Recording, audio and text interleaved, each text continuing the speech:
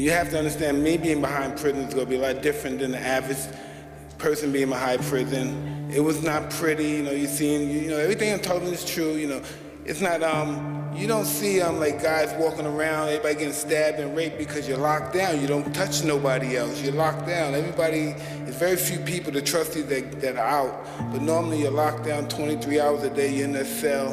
And then when you go to the hole and they lock you in the hole, well, me at least, when they lock me in the hole, you're supposed to get your 1 hour of recreation. So I'm thinking I'm gonna go to the yard. So they just put a cage to my cell, and they put a cage, then you come out in the cell, the cage is this big, so you just walk for an hour like this, and that's your recreation. And for me, some jails have, I guess, high security rates. It's just not nice. People go insane, people go to hospitals, people die in prison. You never know who you're gonna make it home. You may have it out there, but you just never know you're gonna make it home. It's so debilitating, and nobody gets, what is the word they say when you go to jail and you get? No, there's no such thing as rehabilitation. Prison is all debilitating.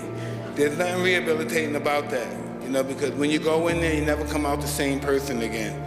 They give you these football numbers, they give you these massive times. I think if anybody do anything over 10 or 15 years, they shouldn't allow them to come back out, because then you got a real problem coming back out. Listen, I'm just very grateful.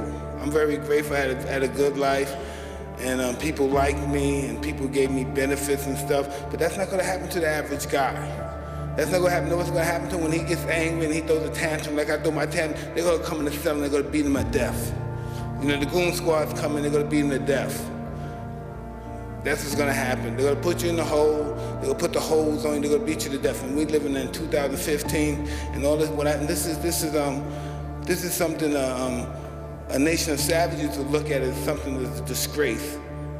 And this is what we're doing in 2015. So listen, you have to understand, if you can't prepare them from going in there, because once they're in there, I was hearing a gentleman talk about, preventing them. Once you're in there, they're gonna put the whammy on you. Once you're in there, everything's gonna change. You have to prevent from going there. Once you're in there, it's almost a wrap. Some guys may become more articulated, more didactic, to read the books and have, and they're very articulate with their words, but they have their demons in there working. They have their demons, and it's really hard to release those demons once you're in that place. Mike, can you just talk about how you've changed your life, and for many of us in recovery, like my friend Gloria said, it's also a spiritual element, because this isn't about changing your mind, it's about changing your heart. And so, whether it's your love of your children, your faith, what is it that's brought about that change for you to live a more godly, holy life? I don't know, I'm capable of living a godly life. God to me is inconceivable to live a life of God. We can only study his life and hope to be able to be in the path of God. But to live a godly life is inconceivable to me. To me. I just try to do the right thing, And not necessarily the right thing is probably the best thing, but I just try to do the right thing. I try to respect everybody and treat everybody the way I want to be treated. I don't have I don't care what you're black, white, Christian, I don't care what you are. The only thing I want is respect, because I give respect. That's the only reason why I want it. And I just realized that I wanted to change my life. I didn't like the way I was living my life. I wanted a different, I just wanted a better way of life. I just didn't want to be the guy that had it all outside but had nothing inside. And I realized all this recovery and sober thing and life in general is an inside job. If you're looking for happiness from out here, it's going to be disastrous. It's going to be, from my perspective. Maybe other people can get it, and I'm different. I'm a little screwed up because I know something's wrong up there.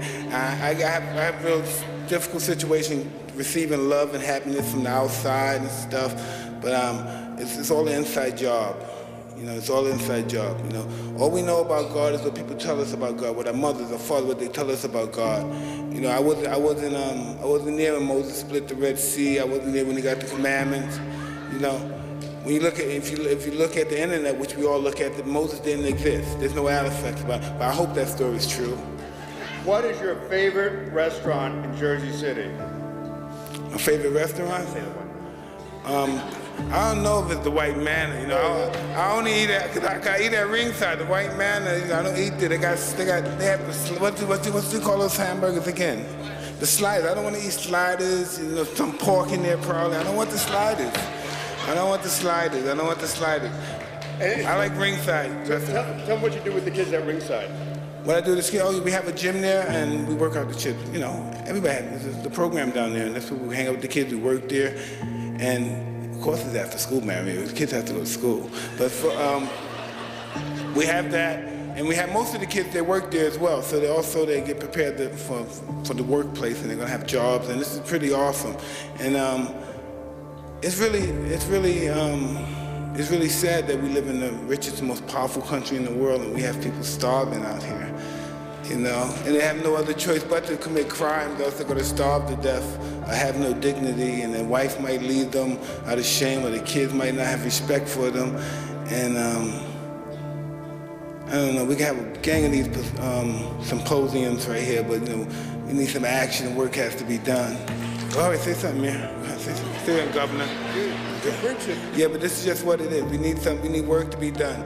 We're magnificent. No one talks better than us. No one is more loquacious than we are. No one speaks better than we are. You know, because, listen, because I used to date somebody that was in, what's that Koresh guy? Remember he had, what's that? A Compound. You know the Compound? When I used to date a girl that was in the Compound, and I said, did your guys recruit blacks? Did you have any blacks in the Compound? And she said, oh, well, yes, we had blacks. They're the ones that give the best recruiting. So I said, there's nobody can talk better than us, right? But we need some action. We just need to get some action. And Jersey City is a beautiful state, and this could be a beautiful country if we stop being elites and think we're better than other people and treat everybody like brothers and sisters. And this would be a wonderful place. But that's going to be a neat trick, you know, with the kind of people that we have running our country.